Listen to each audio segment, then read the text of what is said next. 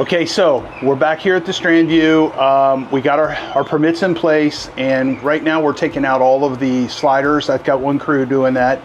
I have another crew on its way here, and this crew is more specialized in taking stuff like kitchens and baths and stuff like that out. So what we're doing right here, follow me, I'm walking through and I'm marking what we're taking, because we don't want to do more. We don't want to do more than what we have to, because guess what? We're 7 stories up without an elevator. So check this out. So everything that's got blue tape on it, we're going to take, okay? So this has got drywall dust on it.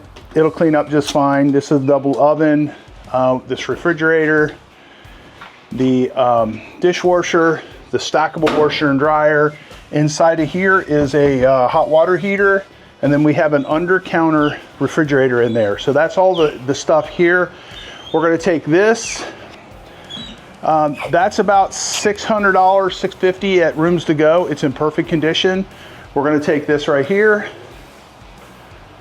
and we're taking all of these end tables from the kitchen or from the living room, and then we're also taking the sliders. The sliders are already out. So come on back over here. Let me show you what else we're taking. We're not going to take this because the tops are ruined. Okay, from the roof leakage. They did put a temporary roof on this building, but it took them a while to do it. Then we're going to take these 2 little gizmos here, and let's go back into this bathroom and see what they did to update the bathroom. So in a normal house I would take that, not here, not for 7 stories up. And this is a nice close hamper, so we'll take that too. And that's pretty much it for this one. So it's Remove It Pro's Demolition, and this is us starting on the top floor.